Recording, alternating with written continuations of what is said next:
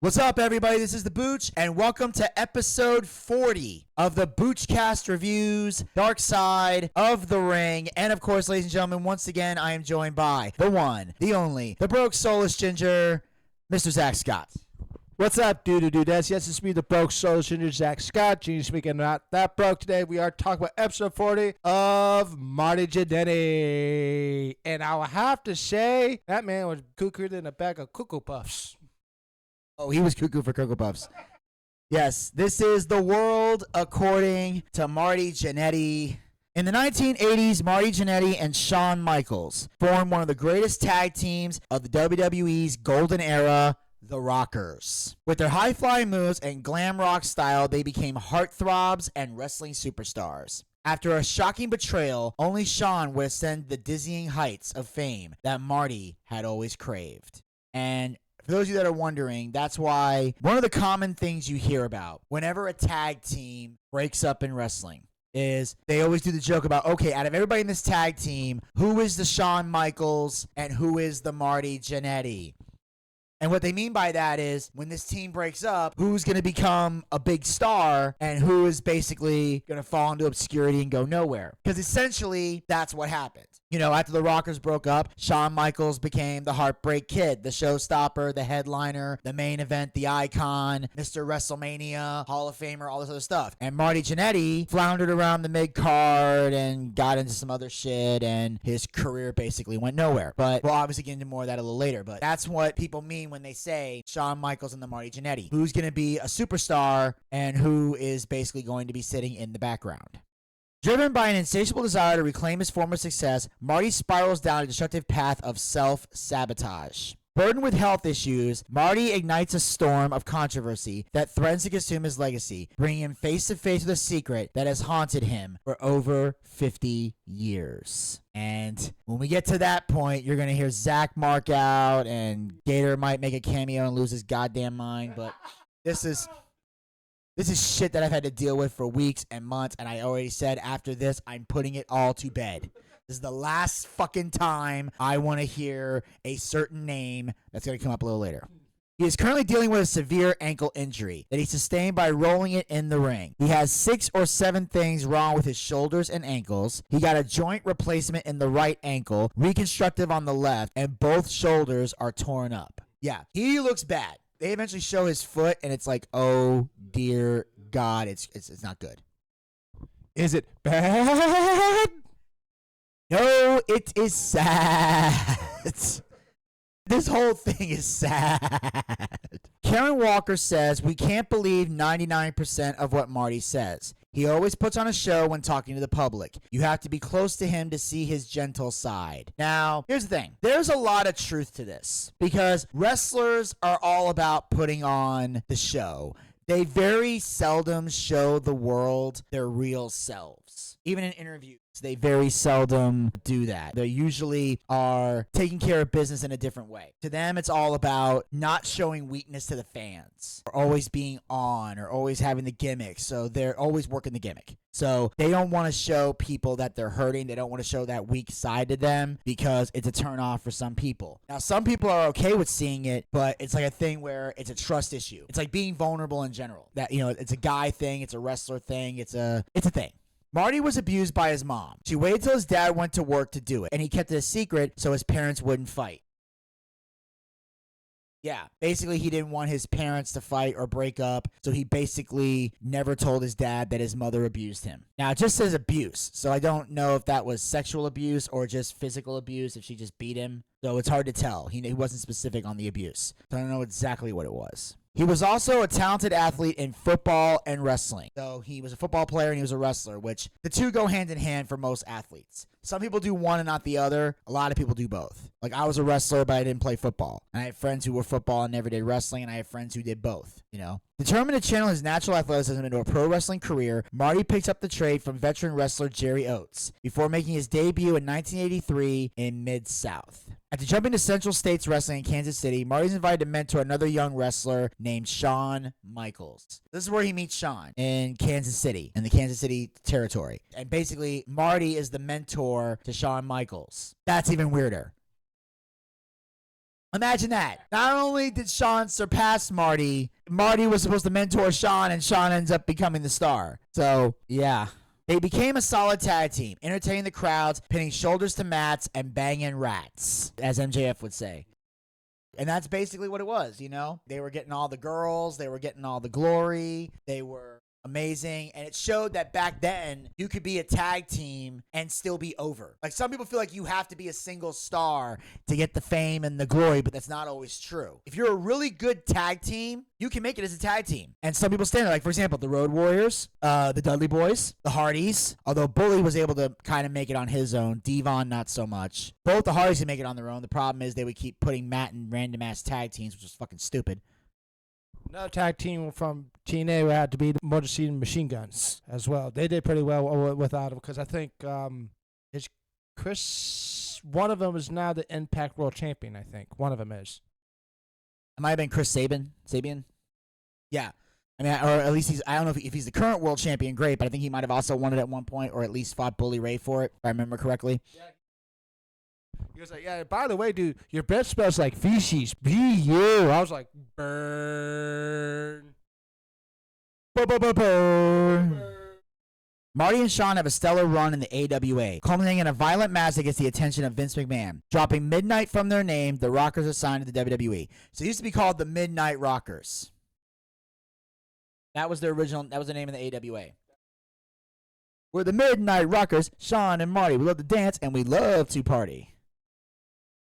Then party is like saying what you would say, the Pacific Ocean is damp. Yeah. Go to the bar, order us a double, because we'll be shaking to the Wrestle Rock Rumble.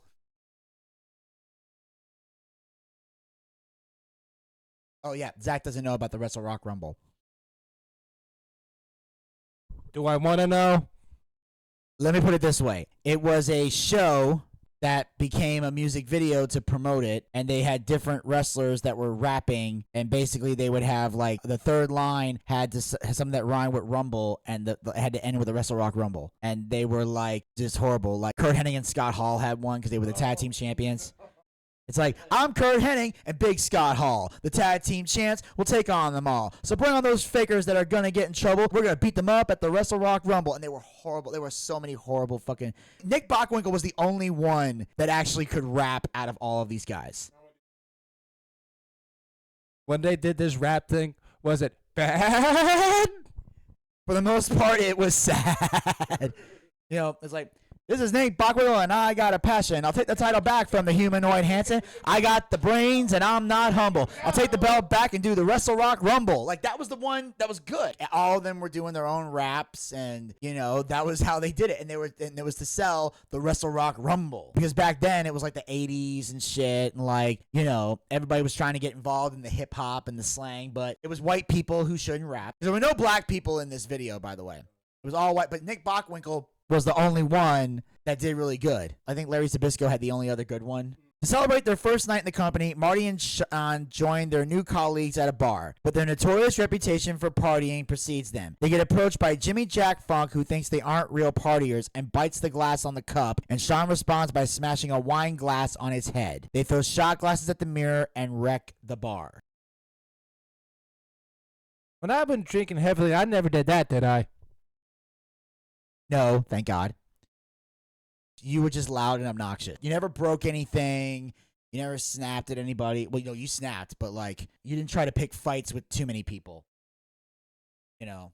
The weird thing was the only people you picked fights to were people in the group. And because we were in the group, that was why we let you live. So they wrecked the bar. After just 1 week in the WWE, Marty Janetty and Shawn Michaels are fired for their wild and out-of-control antics. Yeah, because back then, they actually fired you for shit like this. Especially if you were new to the company. Like, people need to understand, like, there's some legends and icons and people who've gotten away with shit. Part of the reason they get away with shit is because they have some level of pull.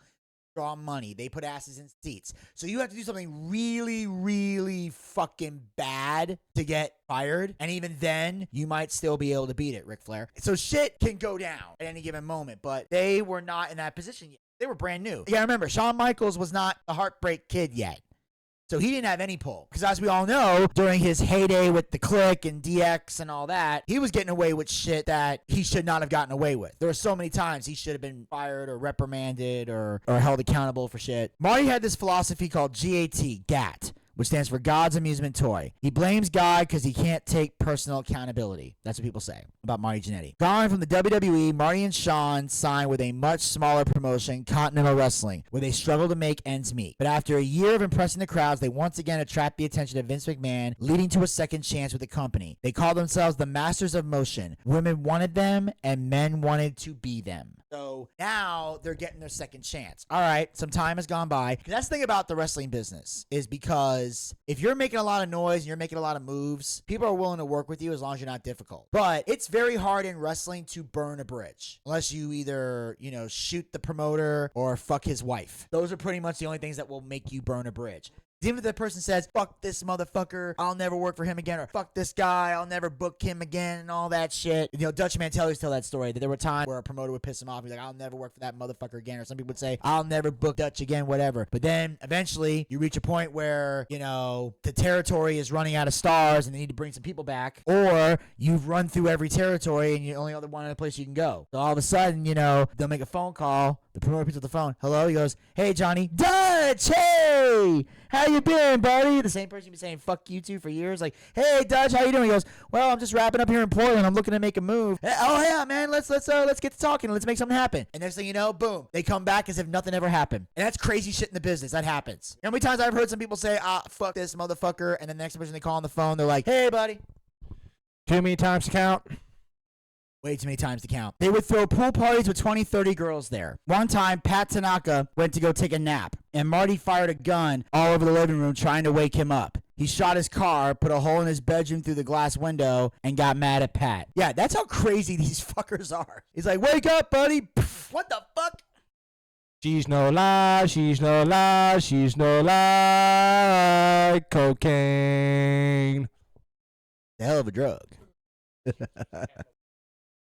You really don't have no clue. I do. And yes, cocaine is a very, very bad thing, but out of all the drugs I've done, that's the most funnest, but I don't do it anymore. I'll just say this, and I know you hate this band, Vinny, but Lamb of God and cocaine go far. That's all I have to say. Yes, they go very far. Very far down the drain. Think I was bad when I was drinking? A couple years before I met, I was a whole lot worse. I know it's hard to believe it, but I was. I was a lot worse. No, I believe it. I've heard the stories. Marty and Sean traveled together, partied together, ate together, worked out at the gym together, and even had some devil's threesomes with the women that came to their hotel. Now, aside from the devil's threesome, which, not bad, I'm not judging, it's usually in a devil's threesome, the guys aren't interacting, so that's usually how it works. Usually it's like, you got a girl in the middle, or as we like to call her, the shish kebab chick. So basically you got a guy over here on the doggy style position, another guy over here getting a blowjob. That's pretty much how a devil's threesome goes. That's the standard one. And you basically look down at the girl and try not to and you don't make eye contact with the dude. That's kind of the rule. And then you kind of just, either the girl rotates or you guys walk around and then it's your turn to get either one. You can do that sometimes. Well, it depends on how.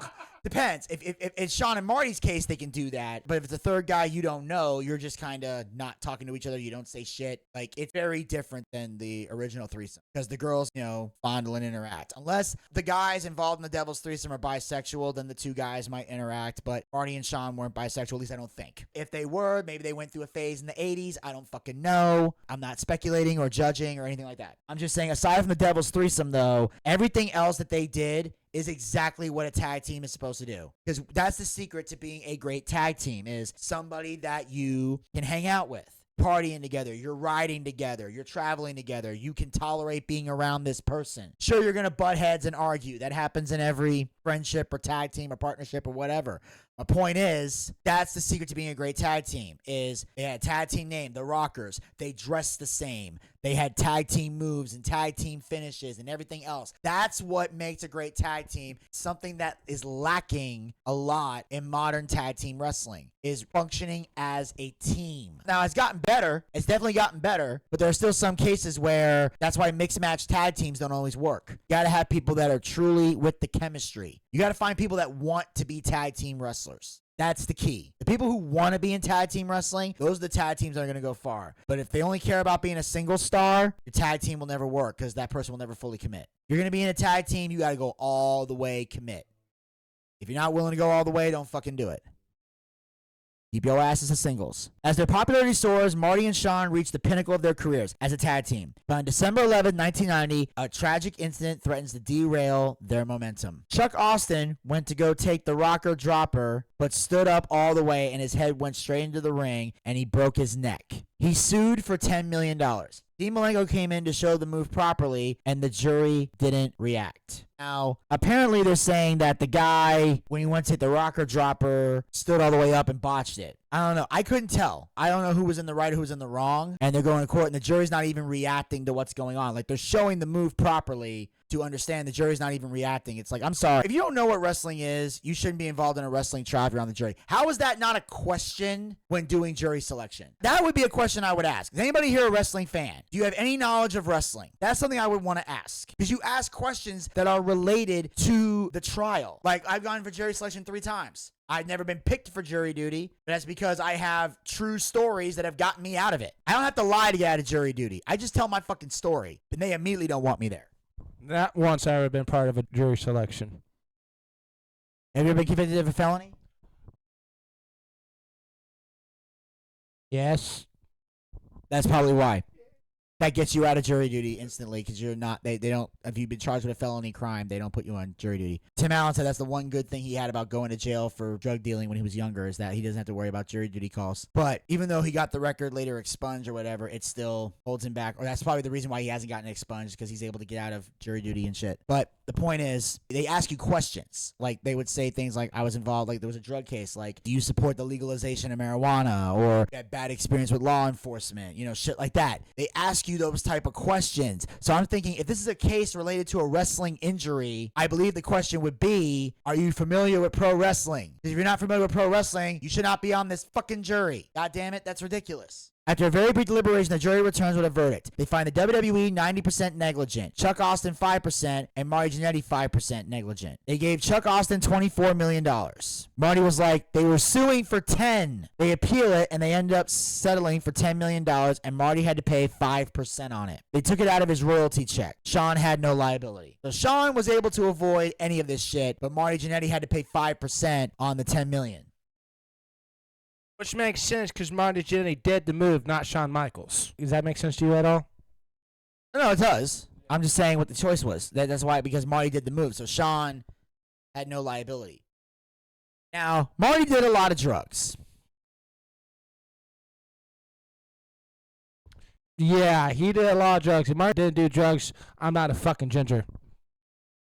Marty did lots and lots of drugs. He did cocaine, crack, somas, halcyons. That's the 4 main ones he did. But now, obviously, the somas, this is one that obviously comes up a lot because almost every wrestler you know that has a drug has been involved with somas in some capacity because they're muscle relaxants. In fact, I didn't even know what the fuck somas were until I got in the business. I have never done somas, but I've worked with people who have. HBK and Snuka come in and grab him and put him in the shower to clean him up. This is when Shawn and Marty start fighting. They have an altercation in a hotel room where HBK shoves Marty out of a window. He lands in the bushes because they were like on the bottom floor of the hotel. So it wasn't like he fell. He didn't die. Marty climbs back in and says, "You think you can do that again?" He walks out. Shawn follows him, and Marty has him pinned to the ground with his knees on his arms, and he's choking him. HBK turned purple. Shawn missed a few days on the road from the beating. That's why a lot of people joke about how, say, Shawn Michaels is 0 for life in any real fight. Because almost every fight he's been in, he's gotten the shit beat out of him. Whether it was the backstage fight with Brett, I heard Marine kicked his ass one time. I don't know if that story's true, but I've heard about it. And also this fight with Marty Janetty, he got the shit beat out of him. But some people claim that the barbershop window thing was inspired by this. This is where they came up with the idea when the Rockers finally broke up and he tossed them out the window. It came from this. Vince then calls him into his office and says he wants to split them up. Marty says, well, we got to talk about that, but Shawn says, let's do it.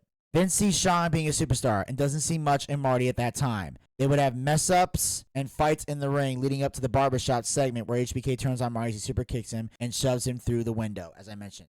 So basically, Shawn's already said, I'm fucking done. Because Marty's trying to say, well, I think we need to talk about this. Sean's already made up his mind. I think that beating obviously was the last strike. He's basically saying, I'm done. I'm done with Marty. I'm done with this shit. I want to go solo. Let's go. He can't wait to get the fuck away from Marty. Can't wait. Marty obviously is like, the fuck? Following a tumultuous relationship soured by excessive partying and physical fights, the Rockers finally split, leaving Sean and Marty to pursue their separate journeys as singles wrestlers. Sean distanced himself from Marty, and Marty resented him for that. Marty got arrested a lot. Marty got arrested in India for driving a cop's motorcycle and drove it into the hotel and crashed into a guy that landed in the fountain. He's been fired and brought back multiple times. He almost had the record for most times, but the Iron Sheik beat him by 1 point. As far as how many times he's been fired and brought back, Iron Sheik beat him by 1 point of being fired and rehired so many goddamn times for stupid shit. But the thing is, this is why Marty resents Shawn Michaels, because Shawn tries to act like him and Marty were never together. You guys weren't friends. You didn't come up together.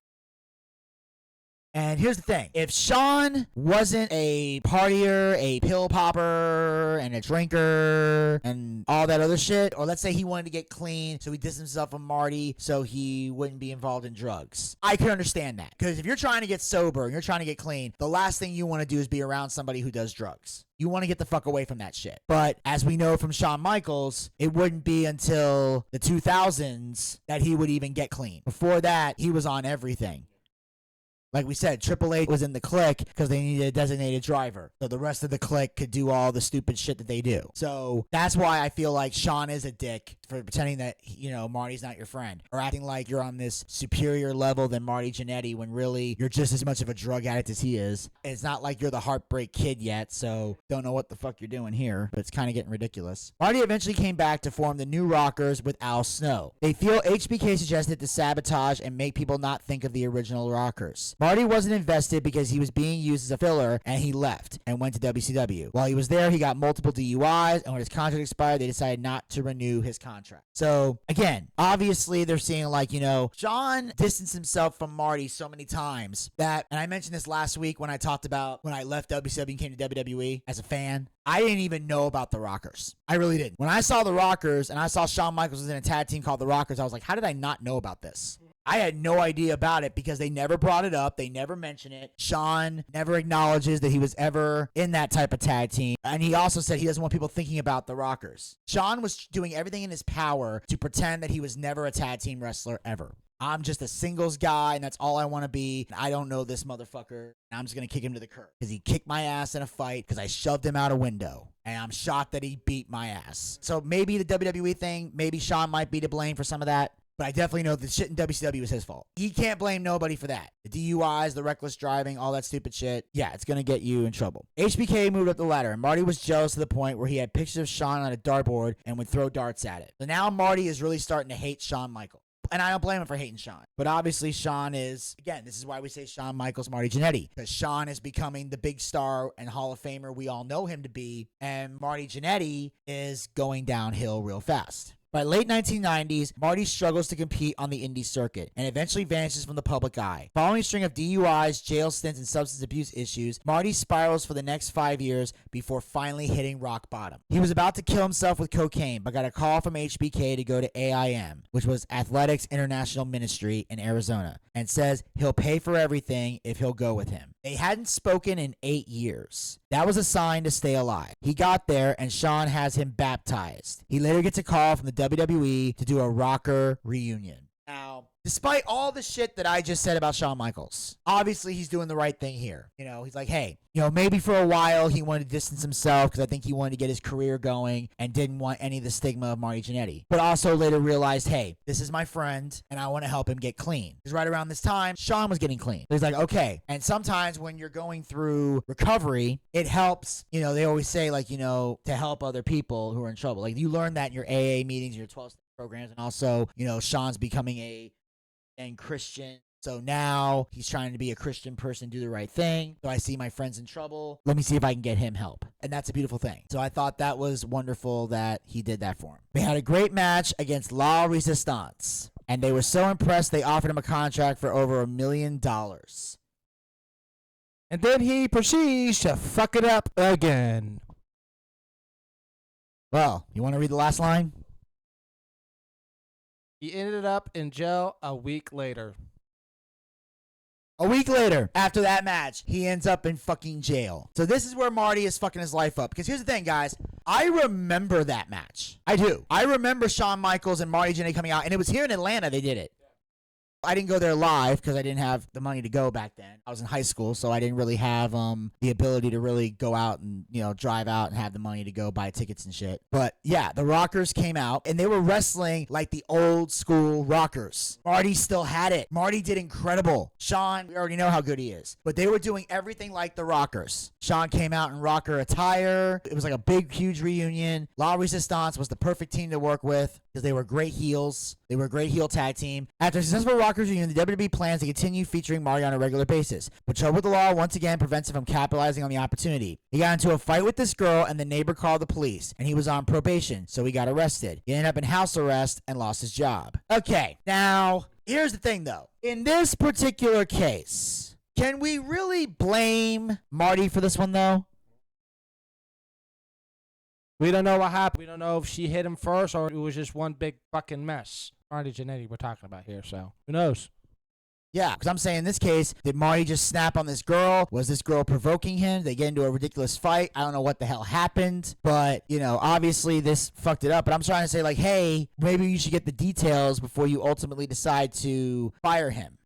I'm just saying it's insane. So he wasn't doing anything drug related. He wasn't doing anything stupid. He's got in a fight with this girl, and he was on probation for the shit that he did, and whatever happened violated his probation and got him in trouble. So he ended up on house arrest, which is weird because you see a lot of people today get away with some crazy shit. Like, for Christ's sake, how many DUIs do the Usos have? Or just crazy shit in general. Hell, look at all the shit Riddle got away with before they finally got rid of him. Hell, they wouldn't even get rid of him. The new TKO company had to get rid of his bitch ass. His audience is not on Facebook, and he makes some edgy posts. So I do have some of the Facebook posts that Marty made. So let's go here. And again, these are Marty Janetty posts, so I'm quoting. They're not my words. These are his. He said, "We already know. Michelle Obama gonna walk up and brag, I win, because you white fucks to show yo nuts. Call me racist, I don't give a fuck. I got 13 black daughters that I might know of, but be real, bitches. Obama only black when it was cool to be black. As the Aflat Duck says, half black. I bet bitches want to know which half. LOL. Fuck idiot America, you get what you deserve." Okay. Vinny? Yes? I have 3 words to say. Okay.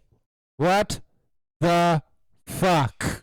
Seriously, I'm surprised no black person found him and beat Marty Janetty's ass for that. I was like, you're a fucking idiot. I was like, I don't know you. I don't know who you are. I don't know who this person is. Why you have a picture with him? That ain't me. That's my twin brother's. Like, Zach, you don't have no other siblings. Like, then it's a clone.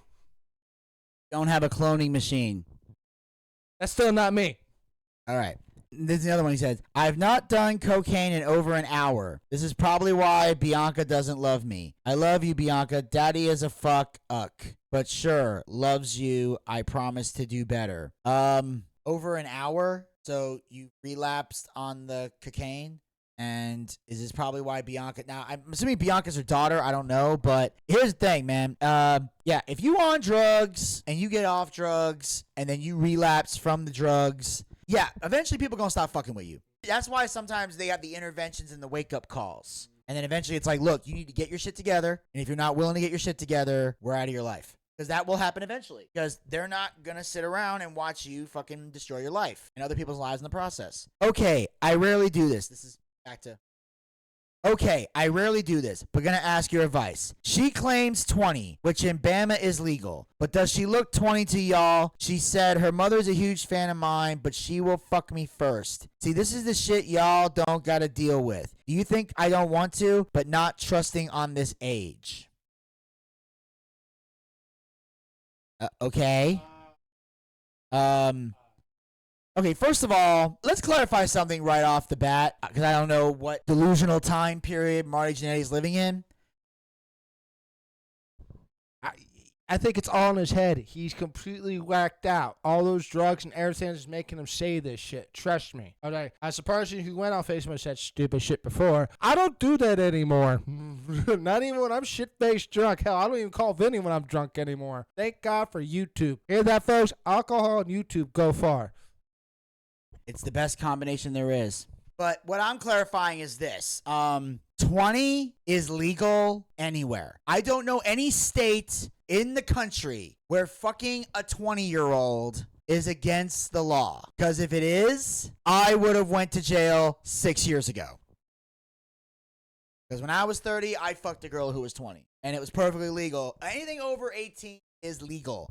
That's why you always hear the joke or story I always tell is age is just a number as long as that number is over 18. If that number is under 18, that's when the age is wrong. Now, granted, I'm 36. Me fucking an 18-year-old, it might be weird. It might be creepy, but it's not illegal. Under that is illegal. So he said, I'm not trusting this age. I don't blame him. If you're in doubt, don't do it. Because here's the fucked up part. Even if you check the ID and it says she's 20, if that's a fake ID, you're still in trouble. And that's bullshit. And I'll tell you why I think that's bullshit. Because to me, for someone to be charged as a predator, for someone to be charged as a pedophile, for someone to be charged as someone who fucks underage girls, those are people who knowingly fuck underage girls. Like, you know this girl is under 18. She's established she is under 18, and you still want to fuck her anyway. That's a predator. But if someone is blatantly lying to you about their age, you don't realize it. You're going in there thinking this is a grown adult that you're having sex with. And then you find out later it's not. You're not going to sit there and go, hey, I still got some pussy. Like, no, that's going to fuck with your head. And there's another one here. It says, to all my ninjas.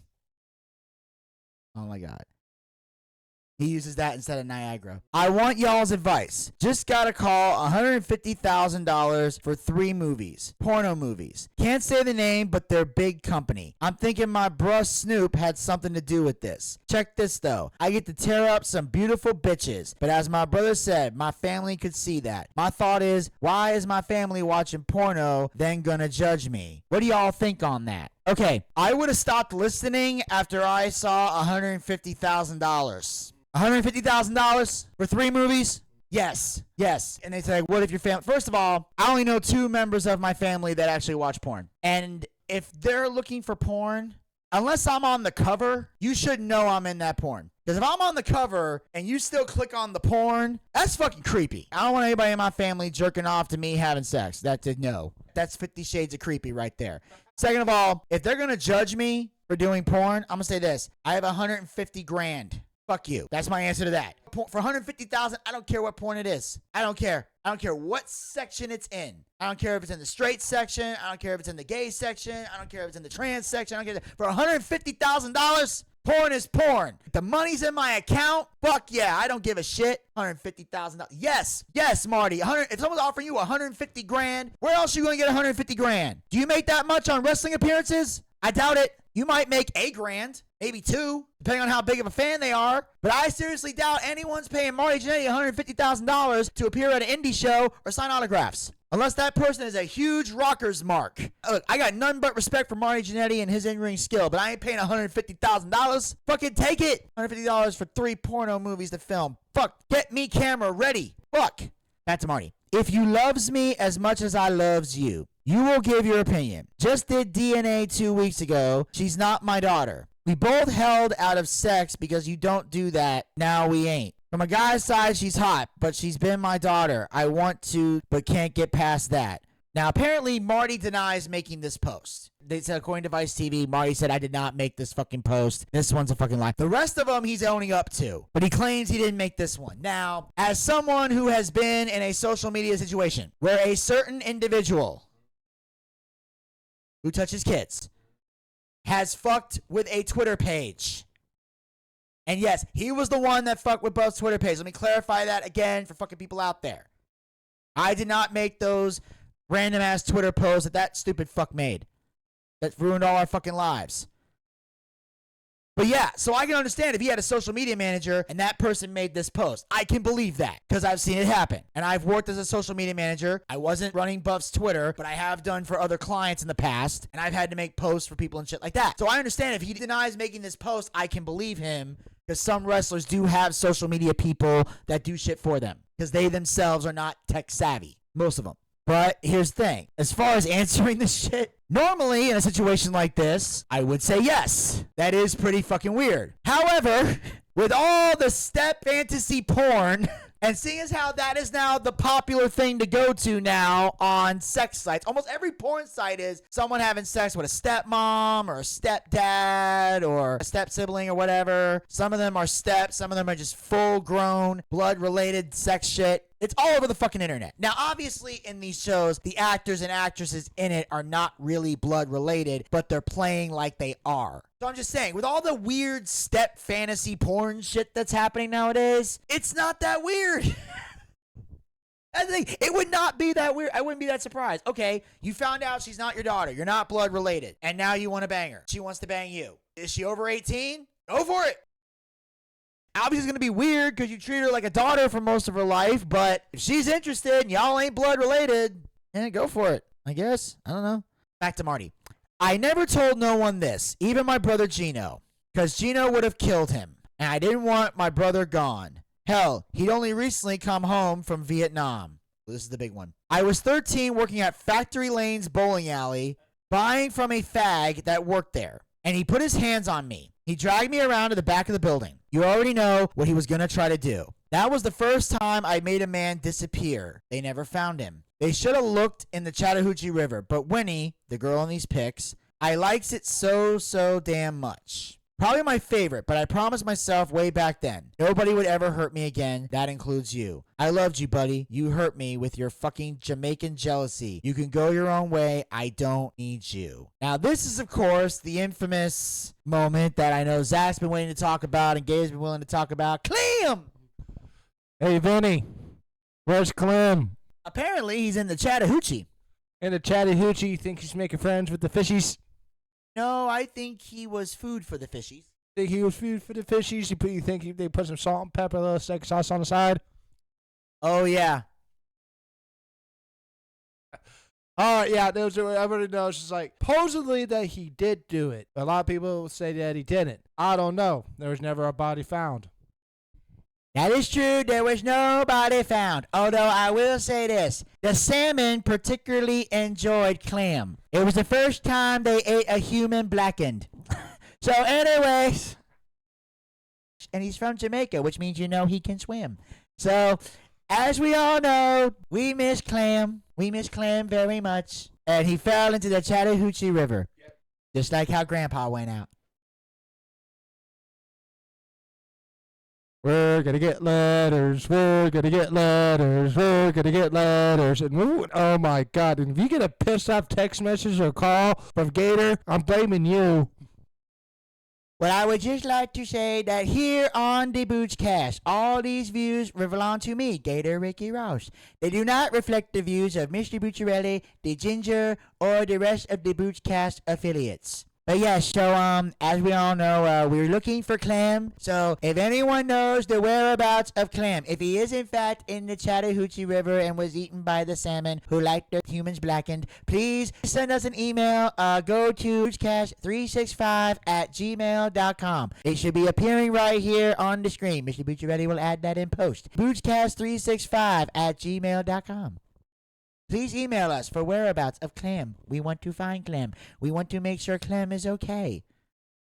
But yeah, this was the infamous Clem Facebook thing. Now, he claims the death was accidental and are ignoring the fact that the guy tried to rape him. The police showed up on his doorstep. He called it a wrestling storyline to get people to leave them alone. He gets taken to the place that used to be Victory Lanes and retells a story that he made up in the hopes that it would get him back into wrestling. So basically, he was trying to come up with a storyline. He was trying to create buzz. He was trying to get attention because he wants to get back into the business. Whether WWE decides to take him back or if AEW wants to bring him in, maybe Impact Wrestling. They'll bring him in some capacity because he wants to get back in the business. Now, WWE has been in a very forgiving light, and as much of a fuck-up as Marty Janetty was, he wasn't a bad person. So I could see Marty going into the Hall of Fame, but I don't think he's going in by himself. I think what they'll do is they'll probably have him and Sean go in as the Rockers, and Sean, in the process, will become a 3-time Hall of Famer. He's already in there twice. He went in by himself in 2011, and then he went in again with D-Generation X. So he would be a 3-time Hall of Famer going in with Marty Janetty as the Rockers. Because the Rockers are one of the greatest tag teams in wrestling. Regardless of Marty's behavior, all the crazy shit, although if they want to get technical about it, they could make a 3-group Hall of Fame and maybe throw in Al Snow with them. Now, Al Snow, I think, would get a solo Hall of Fame spot as well. I think he was, good as a singles guy on his own. He embellished the story, but there was some truth to it. The guy did try to grope him, but he rejected. So that's the truth there, was he didn't murder him. He didn't put him in the body of Chattahoochee. Basically, it was a guy who was trying to cop a field, grab his junk, wanted to fuck him, but Marty said, no, I'm not interested, and Clem basically went, cool, all right. That was pretty much how it went. Now, this is a statement from the Columbus Police Department. The Columbus Police Department confirmed that it investigated these allegations and stated we have no evidence of a murder, connected cold cases, or missing persons concerning Mr. Janetty's allegations. So basically, the police department said, we got nothing here. Basically, Officer Barbrady comes in, okay, people, moving along, nothing to see here. That's basically what the fuck happened. They just decided, nope, we don't need this, we're done, not worrying about it. Since the breakup, there's a stigma in tag teams that when they break up, one guy becomes the Shawn Michaels and the other becomes the Marty Janetty. Al Snow thinks that is a myth because Marty was great, and without him, there would have been no HBK. And I'll be honest, Al Snow makes a valid point there. I think he does. Marty was great. Like I said, he was the Intercontinental Champion. He did have some great matches. He was just a fuck up. And also, he was bitter towards Shawn Michaels because of the fact that he wanted to break up from him and distance himself from him. And Shawn got all the success that Marty felt he should have had. And that would piss off or upset anybody, But ultimately, there might be some things that Marty can blame Shawn for. Maybe. But at the end of the day, the majority of this is on Marty. Because regardless of what Shawn did to him, he had multiple chances to turn that shit around. If he had just gotten his shit together, didn't get involved in any craziness, he probably could have got back in the ring. He probably could have had one great run. He probably could have got back to the level of prominence that he had because he could still go. But he kept getting in trouble, he kept self-sabotaging, he kept fucking up his life, and now he is where he is. Now, we do hope he gets better. We know he's got a lot of healing to do. Who knows? Maybe when season 2 of Change or Die, if they start casting people, maybe somebody will find out about Marty Janetty. Maybe they'll bring him in. If you've seen videos on Instagram of Butterbean or Buff Bagwell, you know how good Change or Die has been for them. Obviously, I can't say too much because I don't want to give nothing away. I will say this about Change or Die, though. When you watch it, you are going to see, and only wrestling fans will get this, but anybody can watch it. Whether you're a wrestling fan or not, I highly recommend watching Change or Die when it comes out. It's really good. Also, I make a few cameo appearances. But I will say this. You will witness the greatest double turn, if you know what a double turn is, the greatest double turn in the history of docuseries reality TV. I promise you, when the double turn hits, you're going to be shocked. Because the shit that went down on that show, oh my God.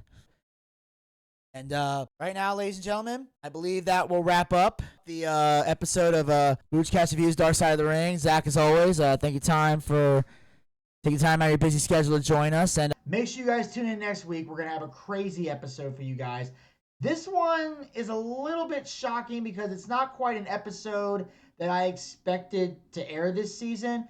And also, a lot of fans are shocked by this because this particular individual does not really have much of a dark, twisted drug and alcohol past. We'll be intrigued to see what they're bringing to the table dark side-wise. But of course, we're going to be talking about the Ballad of Earthquake, John Penta. That's going to be coming next week here on the Boochcast. And I'll be joined by the Broke Soulless Ginger, Mr. Zach Scott, once again. And this time, we're hoping Elvis Delinsky. So with that said, make sure you guys follow us on all of our podcast platforms. The link is down in the description box below. Follow us on our social media platforms. The link is down in the description box below. You can support the Boochcast. Go to podcasters.spotify.com/pod/show/the Boochcast/support. That link will be down in the description box below. And of course, as always, hit the subscribe button and ring that bell to be notified so you never miss another episode of Boochcast Reviews Darkside of the Ring, as well as other additional Boochcast YouTube content. We'll talk to you guys next time. Until then, pizza, baby!